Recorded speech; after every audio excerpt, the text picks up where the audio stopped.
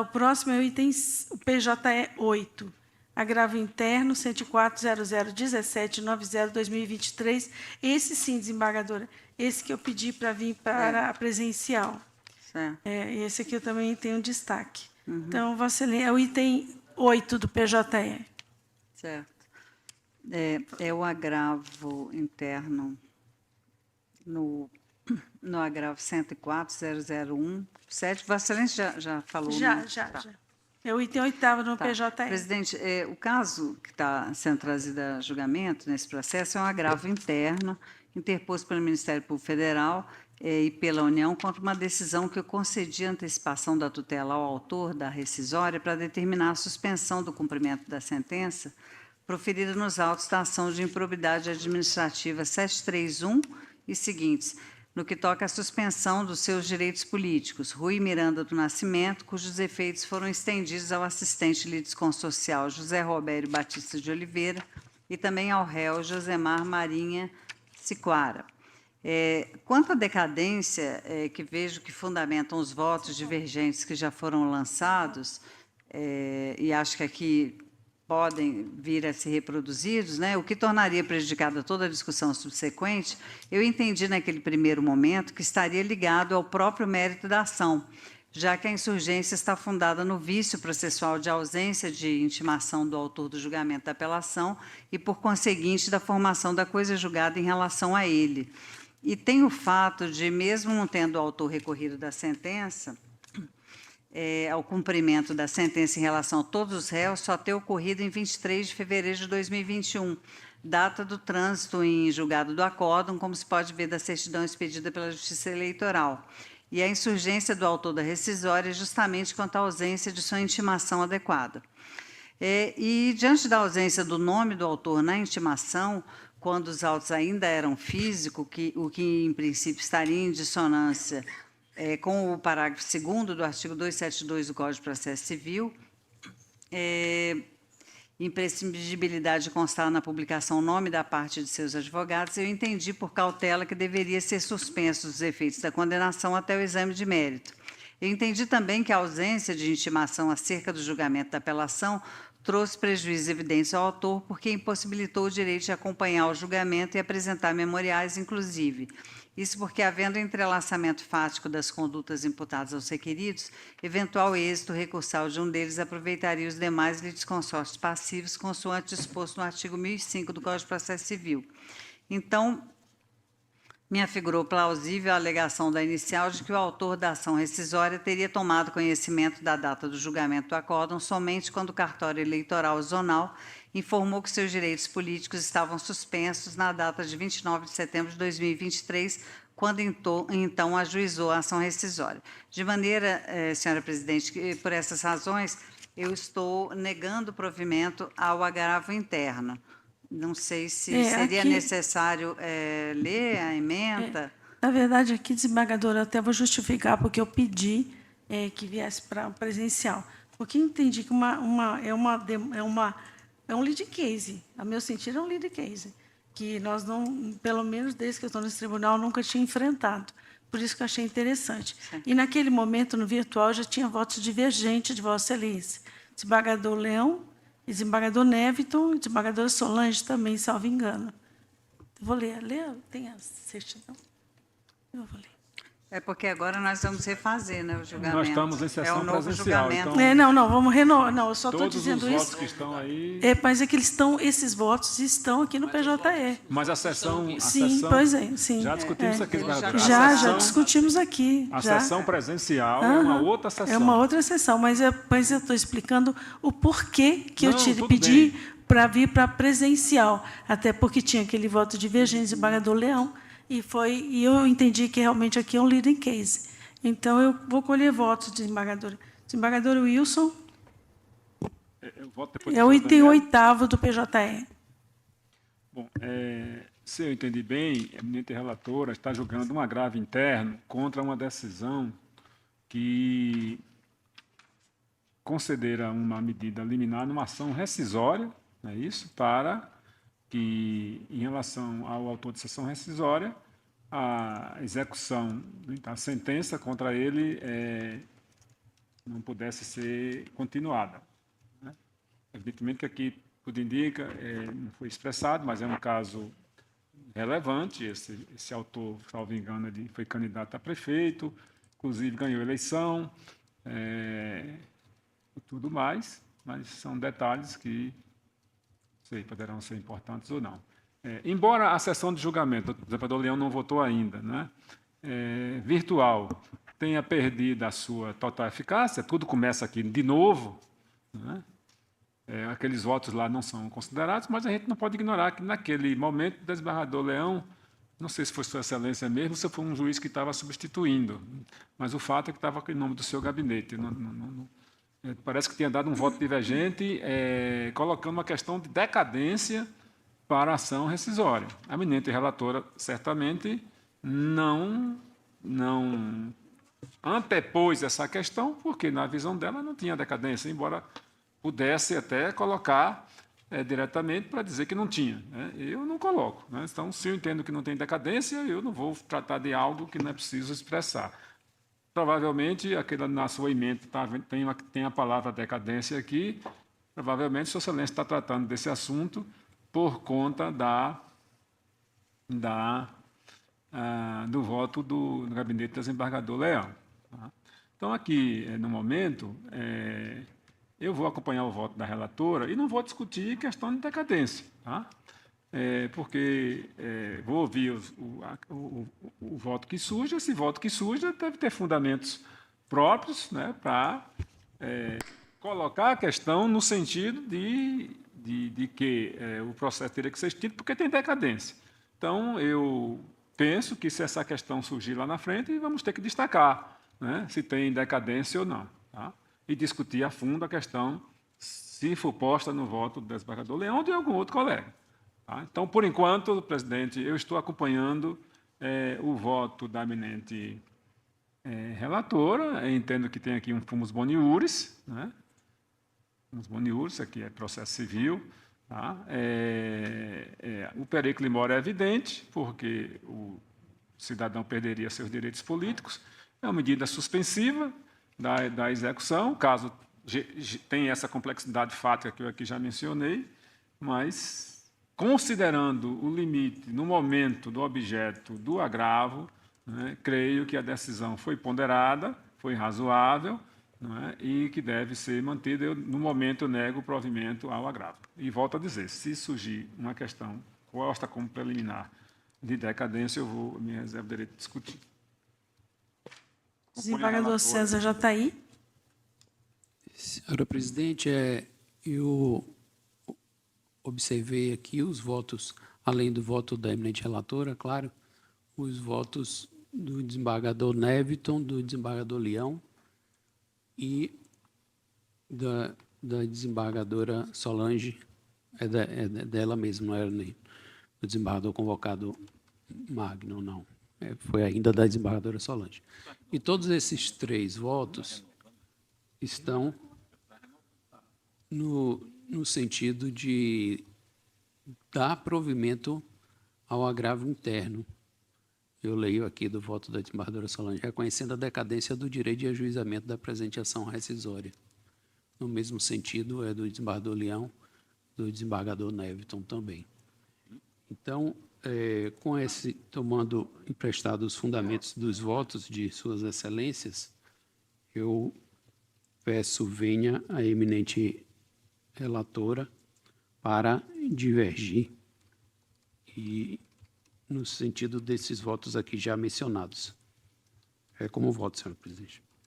O Leão, Vossa Excelência, como voto? Senhora presidente, a minha grande dificuldade em acompanhar a eminente relatora é que o autor da ação rescisória não recorreu da sentença. Se ele não recorreu da sentença, transitou em julgado para ele. E na pesquisa que foi feita lá pelo gabinete, o trânsito em julgado ocorreu consta aqui, em 2012, porque a sentença é de 2011. Então, a minha dificuldade é ressuscitar uma sentença transitada em julgado em relação ao autor da rescisória agora, como ficariam todos os processos que já transitaram no julgado? Pode aparecer um defeito lá atrás, puxa um fio e desmorona tudo. É o precedente, desembargador Marcos Augusto. É o problema do precedente. Então, eu mantenho o voto que já foi lançado, com a devida vênia da eminente relatora. Vossa Excelência diverge. Desembargador Marcos Bastos. Gente, então, assim, o voto do desembargador Leão é que suscita a decadência. Ele está alegando com esse fundamento que tem decadência. A relatora passou ao largo. Então, eu penso que temos que discutir, então, a questão da decadência. O negócio é que tem, né? Desculpa interromper, mas assim, consta a certidão tanto do cadastro do CNJ quanto da Justiça Eleitoral que a data do trânsito em julgado foi 23 de fevereiro de 2021, também em relação ao autor. Assim, só para complementar, já, mas assim, sem querer argumentar, naturalmente. Eu penso que temos que discutir a Bem, questão. Vossa Excelência vai me perdoar, vou continuar colhendo os votos? Não, presidente, me permita. Porque nós estamos julgando um todo. Não, presidente, não existe isso. Eu não vi Vossa Excelência, decadência. não, veja o bem. voto do desembargador Leão Sim, suscita uma voto- questão preliminar. Não, Eu não é vou questão votar sobre preliminar. questão Sua Excelência preliminar. já vota, concluindo o seu Não, voto. mas veja, Vossa Excelência está atolhando meu direito de votar. Mas eu Vossa não Excelência já votei sobre votou. decadência. Eu votei quando a relatora pela liminar que ela concedeu. É isso que é objeto do agravo interno. Agora, o voto do desembargador Leão está dizendo que tem uma decadência, porque já tinha coisa julgada anterior. Então, eu preciso votar nessa questão. Aliás, todo mundo precisa votar, porque essa questão ainda antecede. É uma questão de mérito que nada tem a ver com a liminar. Não é? Tem a ver com a liminar, porque se o doutor Leão está dizendo que tem decadência, ele está dizendo que não tem fumus boniuris. Portanto, não tem fumus boniuris, vai uma questão, inclusive, de fundo. Não é? De fundo. Então, eu preciso votar nessa questão. Bem, então vou retomar o julgamento. Vossa Excelência, então, vota. Gostaria de votar. Então, assim, não tem... Não, espera só um minutinho. Desembargadora Daniele, já que o desembargador Wilson disse que Vossa Excelência não adentrou a decadência, Vossa Excelência gostaria de se manifestar? Não, presidente. Então, passa a palavra ao desembargador Wilson. Foi não, presidente. Na verdade, eu já me manifestei, né? Eu disse não que a vi. questão da decadência ela está intrinsecamente ligada ao mérito.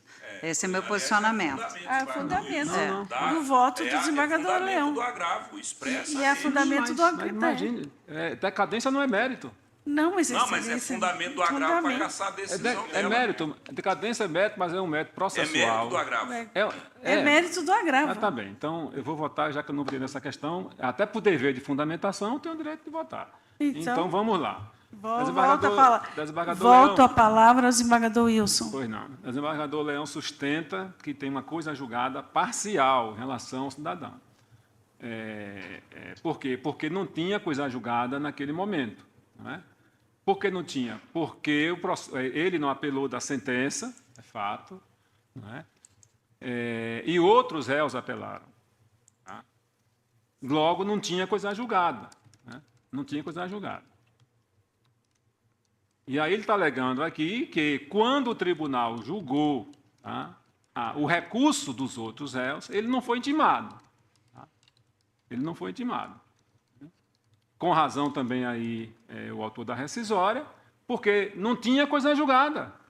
Mas ele não recorreu, seria uma espécie de coisa julgada parcial. Não existe coisa julgada parcial. O fato, ainda mais em direito sancionador, que é o caso de uma ação de improbidade. Né? O fato de o réu não ter recorrido, esse réu, outros recorreram. E ninguém está discutindo aqui que o recurso desses réus é intempestivo. Né? Portanto, o recurso dos réus impediu a coisa julgada. Não existe coisa julgada parcial, ainda que subjetivamente. Tanto é assim, e isso é que reflete o direito dele a ser intimado pelo tribunal quando julgou aquela apelação. Primeiramente, que poderia haver uma extensão subjetiva do recurso, como temos várias vezes concedido na turma, extensão a corréus que não apelaram. Né? E mais do que isso, né? De ofício, se considerar ilegalidade da decisão, mesmo ele não tendo recorrido, julgando o recurso de quem recorreu. Porque nós estamos diante de direito sancionador. A ação de improbidade, quer queiramos, quer não, é um terceiro gênero. Né? Não é bem direito penal, tá? E não é bem direito civil, é um direito administrativo, digamos assim, atípico por conta de ser um direito administrativo especial, sancionador. E as sanções são graves. Não é? Por isso que a gente aqui e acolá aplica princípios e regras do processo penal na ação de improbidade, que era, em princípio, processo civil. Tá? Então, isso faz com que mais razão exista para que ele tenha o direito de ter sido intimado. Porque se ele tem... Nós ontem mesmo julgamos na sessão um recurso de embargo de declaração, não é? que é de uma ação de improbidade que a parte não apelou. Na turma, que a parte não apelou. Então, teria coisa julgada em relação a ela, ainda não poderia embargar. Consideramos os embargos da parte e julgamos, não é? Inclusive, pedir vista desse processo.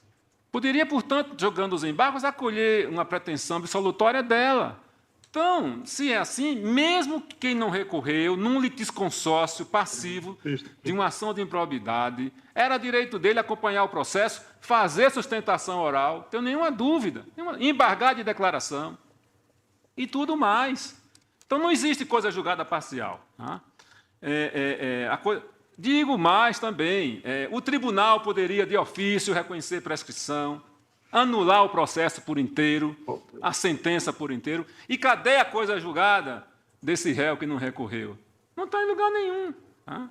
Então, para não dizer que aqui eu não falo de precedência do Tribunal Superior, tem aqui um do STJ nessa linha. E eu não sei nem se é processo de improbidade, porque aqui as coisas ficam com mais forte razão. Inclusive, esse julgado, ele cita uma súmula do STJ. Tá? Deixa eu ver aqui, porque tanta anotação, me permita aqui só um segundo. Né?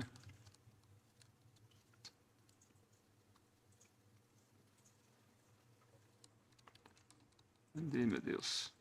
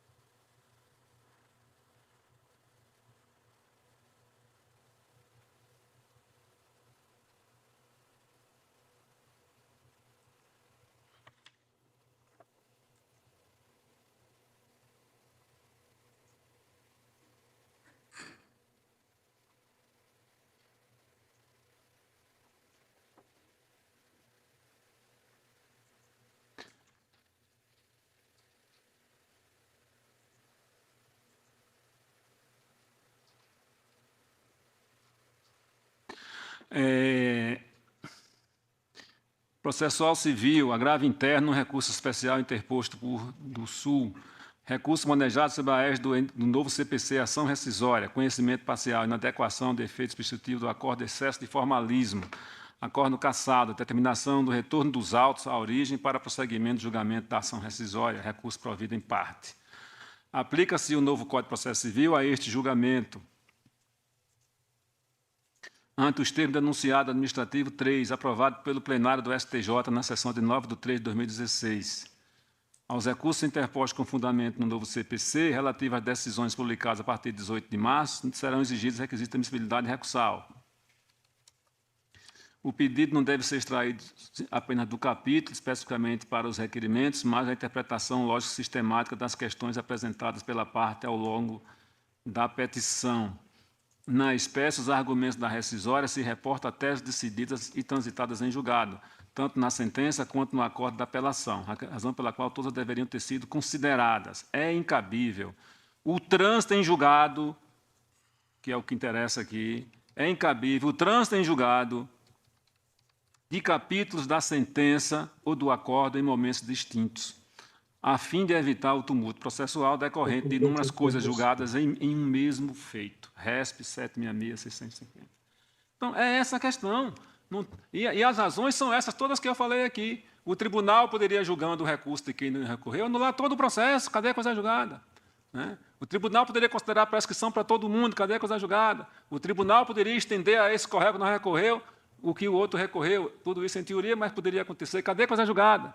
Então, por essas e por outras, né, é que não cabe falar em coisa julgada parcial, né, ainda mais, repito, se tratando de processo civil sancionador, ou de processo sancionador.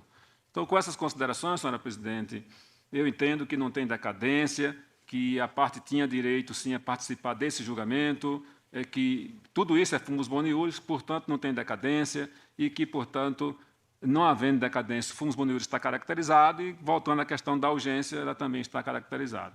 Portanto, eu afasto a tese da decadência, colocado no voto do eminente desembargador Leão Alves.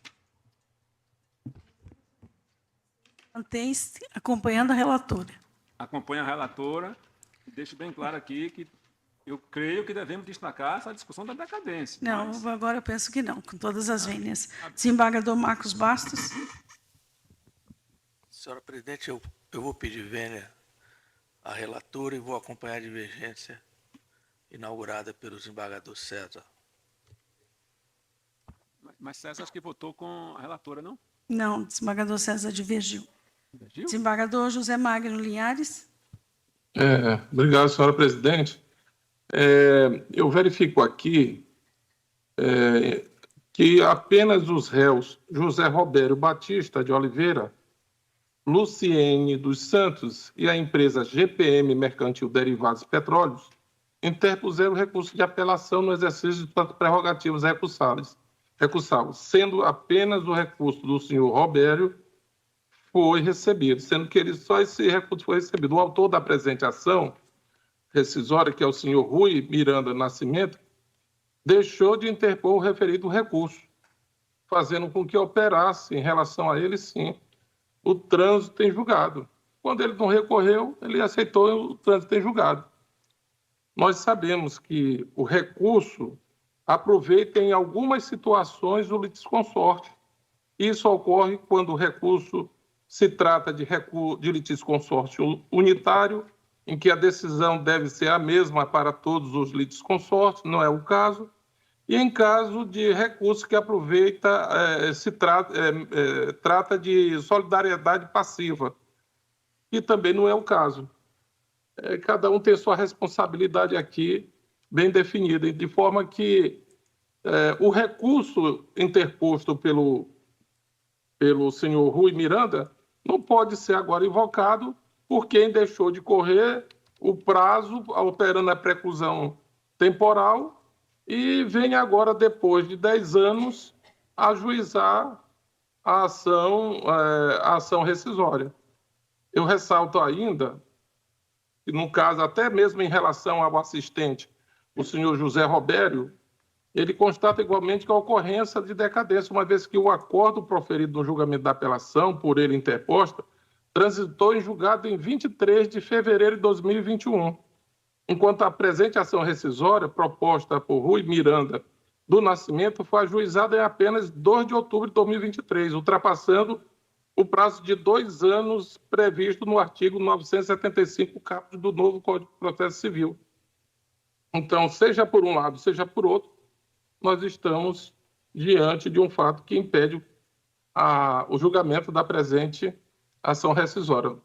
Ante o exposto, com a devida vênia, divirjo da eminente relatora para dar provimento ao agravo interno. É com o voto, senhora presidente. Eu trouxe até um voto escrito.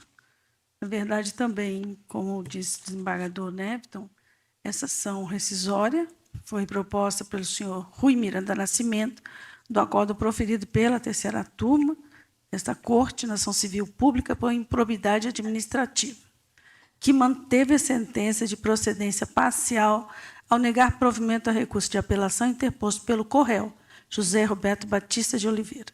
O autor sustenta a ocorrência da nulidade processual por violação ao artigo 272, parágrafo 2º do Código de Processo Civil, alegando não ter sido intimado da pauta de julgamento do acordo rescindento, tendo tomado ciência do seu teor apenas em 29 de nove de 2023, quando foi informado pelo cartório eleitoral sobre a suspensão de seus direitos políticos.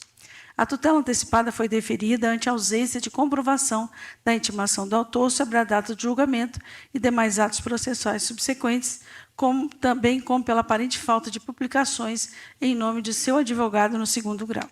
O Ministério Público Federal interpôs este agravo interno, pugnando pela reforma da decisão, argumentando a ocorrência de decadência, tendo em vista o trânsito em julgado da última decisão em 23 de fevereiro de 2021 e o ajuizamento da ação rescisória apenas em 2 de outubro de 2023, além da inexistência de elementos que infirmem a regularidade das intimações.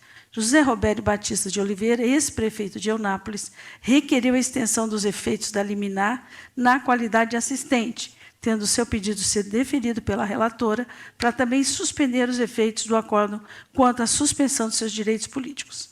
A sentença condenou os réus pela prática de atos de improbidade administrativa previstos nos artigos 10, inciso 1 a 11 da Lei 8.429, e apenas José Robério Batista de Oliveira, Luciene dos Santos e GPM Mercantil Derivados de Petróleo recorreram, tendo sido somente o recurso do primeiro.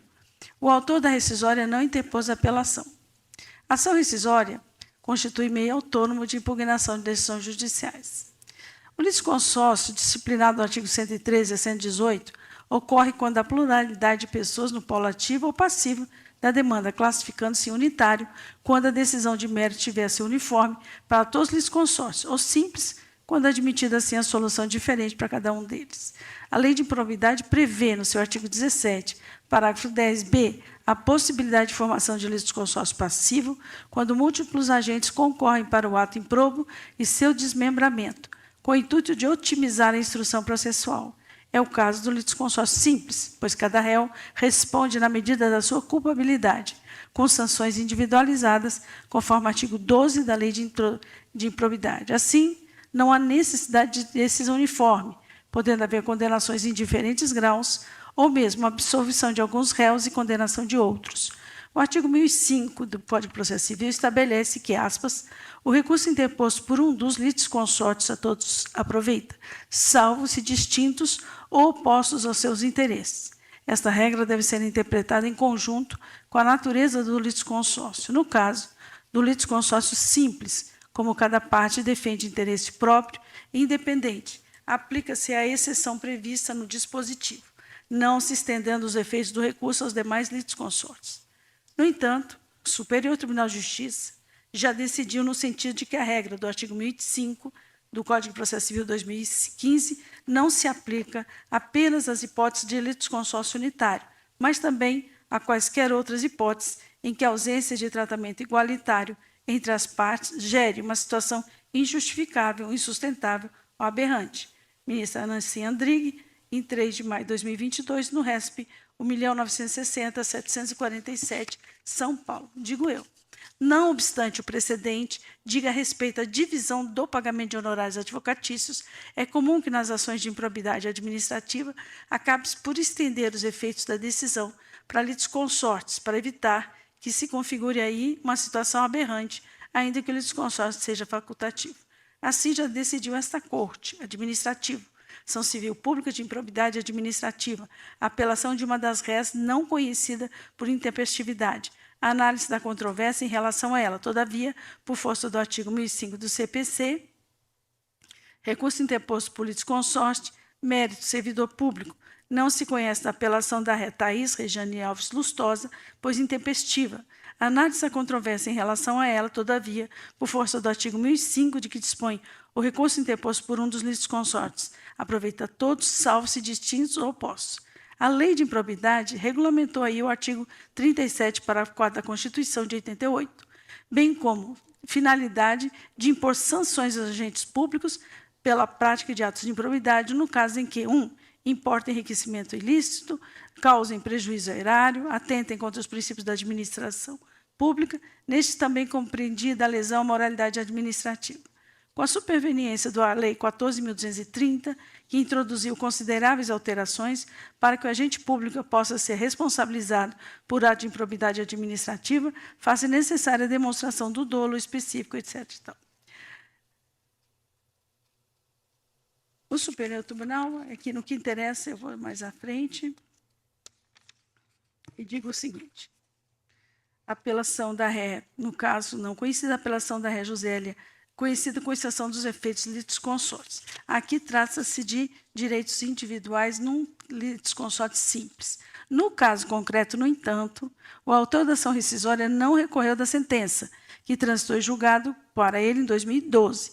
Deve-se reconhecer, no caso, o Instituto da Coisa Julgada Progressiva. A coisa julgada progressiva, também denominada coisa julgada parcial, decorre da possibilidade de fracionamento do mérito e da formação gradual do res judicata, tendo respaldado no artigo 356 do CPC, que permite o julgamento antecipado parcial de mérito. Este instituto se materializa quando, em uma mesma demanda, diferentes capítulos da sentença transitam em julgado em momentos distintos, seja pela ausência de impugnação específica de determinada matéria, seja pelo esgotamento das vias recursais, quando determina o ponto. O fenômeno, em especial, tem especial relevância para a contagem dos prazos de ação rescisória, conforme estabelecido na súmula 401 do STJ, segundo o qual, aspas, o prazo decadencial da ação rescisória só se inicia quando não for cabível qualquer recurso do último pronunciamento judicial.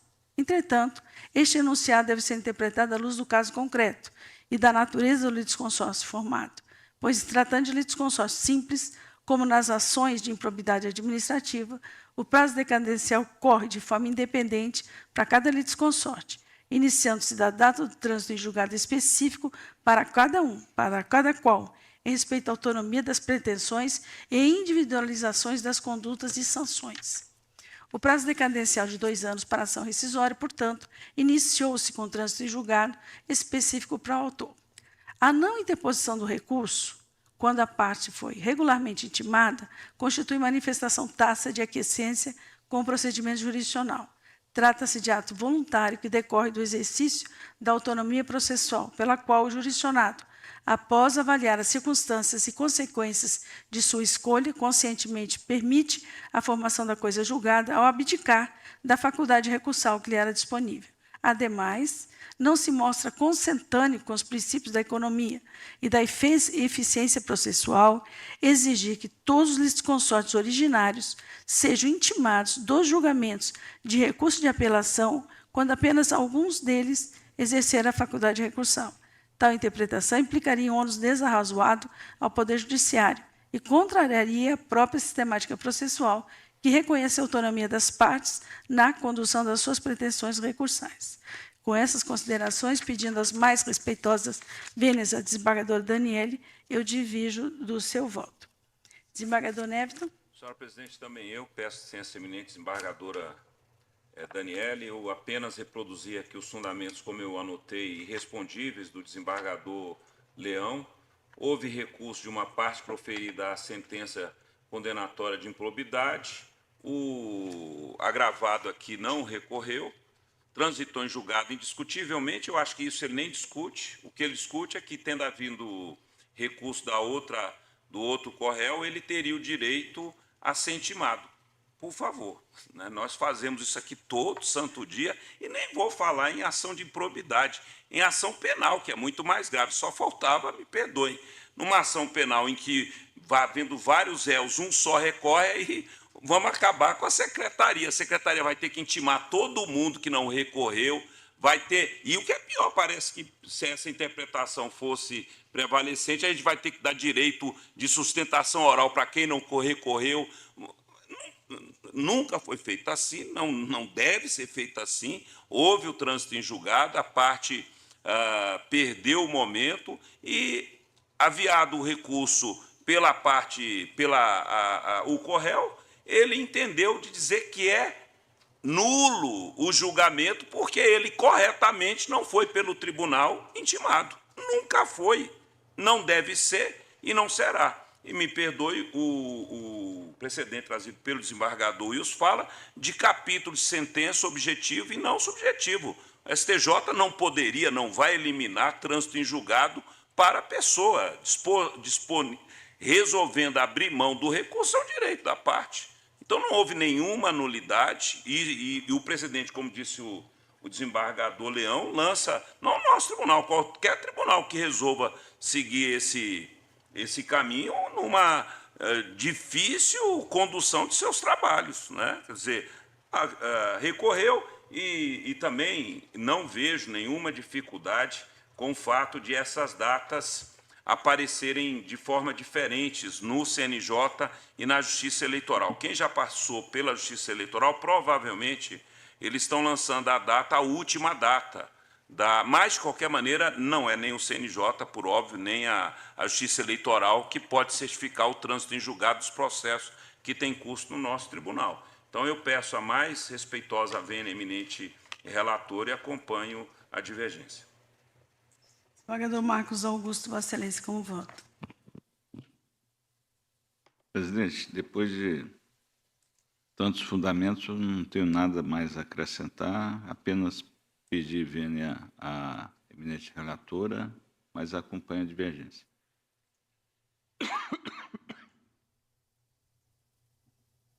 Proclamo o resultado.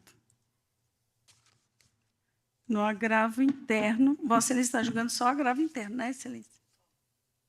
A segunda sessão no agravo interno, por maioria, vencida a relatora e o desembargador Wilson Alves de Souza, deu provimento ao agravo interno nos termos do voto do desembargador César Jataí, que lavrará o acórdão. Mas, senhor presidente, eu não sei se o voto do desembargador Leão foi apenas para negar provimento, ou se ele já está pronunciando a decadência. Mas o desembargador Leão vota depois do desembargador César Jataí. O desembargador César. Então ele lavrará o acórdão.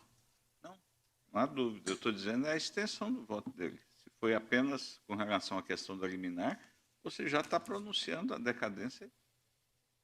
Eu acho que é só o agravo aqui. Aqui só agravo. Só agravo. Vossa Excelência dá provimento ao agravo. Então, Vossa Excelência lavrará o acórdão. O voto do desembargador Leão, que você civil de fundamento do desembargador César diz, pelo provimento do agravo interno para pronunciar a decadência do direito de ajuizar a presente ação incisória, tanto em relação ao autor, Rui Miranda no Nascimento, quanto ao tocante assistente. O objeto do agravo pedido no agravo. Era Não. a liminar? Ou Não, pedido no agravo a extinção era da só ação? com relação a liminar. Deixa eu pegar aqui a petição. Mas o pronunciamento da decadência tem um efeito... E, na verdade, o pronunciamento da decadência pode ser... ela pode ser declarada a qualquer tempo. Teria que ver qual é o pedido. Deixa eu ver a petição aqui. Deixa eu ver a petição do Ministério Público aqui.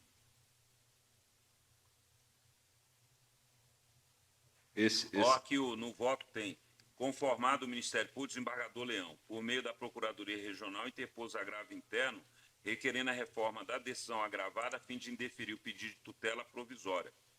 Como bem resumido pelo eminente, eu acho que é só para indeferir o pedido de tutela provisória. Não é isso, desembargador? Mas motivado pela decadência? Não, é motivado pela decadência. Então, tem que extinguir a ação. Não tem sentido. No final do voto, desembargador Leão, está em consonância com a fundamentação acima e respeitosamente o entendimento contrário, voto pelo provimento do agravo interno, deve estar expedido, eu não estou conseguindo abrir, para pronunciar a decadência do direito de ajuizar a presente ação incisória, tanto em relação ao autor Rui Miranda, quanto o voto dele é bem longo. Eu só captei no meu voto o essencial do que me parecia para a fundamentação. Quanto o tocante assistente Robério Batista de Oliveira, ficando em consequência cassadas a tutela provisória concedida. Eu acho que só a tutela provisória, porque se é agravo, né? Mas pelo... teria que ver o pedido O Ministério Público vai do fazer agravo. esclarecimento, desembargador. Pronunciada decadência. Excelência, eu estava olhando aqui justamente a propositura do agravo, que de fato é baseado na decadência, mas no final consta: ante o exposto, o MPF pugna para que Vossa Excelência exerça juízo de retratação, nos termos do artigo tal, a fim de que seja indeferido o pedido antecipatório do autor e, não havendo retratação, requer o encaminhamento do agravo para que, ao final, seja indeferido o pedido de antecipação de tutela. O fundamento é a decadência, mas está pedindo aqui Mas no a agravo apenas... decadência, a sessão poderia conhecer até de ofício. Conhecer de ofício. Até de ofício. A Decadente. questão vai saber se Ah, vai mas ser é só para relator. isso. E aí, depois da sessão ter reconhecido a decadência, a desembargadora Daniele vai ter que processar essa ação para depois chegar aqui e ser Ou Sua reconhecida Excelência novamente. pode monocraticamente decidir. Olha, eu fico só na humildade da tutela só. Deixa para a desembargadora ajustar depois, se ela entender o caso, né? Nunca gosto de... Vai que aparece alguma coisa que justifica isso aí. Não sei. Eu assim... Quer acho que declarar de ofício? Eu acho que foi pronunciada a decadência pela sessão. Né? Acho que foi isso. Foi. Agora tem a questão também da decisão surpresa, né? Porque se está de ofício sem ouvir a outra parte, segundo a questão de decadência. ainda Ah, tem mas isso, isso é era melhor objeto. ficar só. Não, isso era objeto do próprio agravo, né? Sim, mas está enquanto uma postulação de fumus boniuris. Então, quando se decide uma questão dessa, não está se decidindo definitivamente. Eu acho que vai dar mais trabalho para a desembargadora Daniele. Mas fica só nisso, né? Só caçar liminar, desembargador César, né? Só pela liminar mesmo.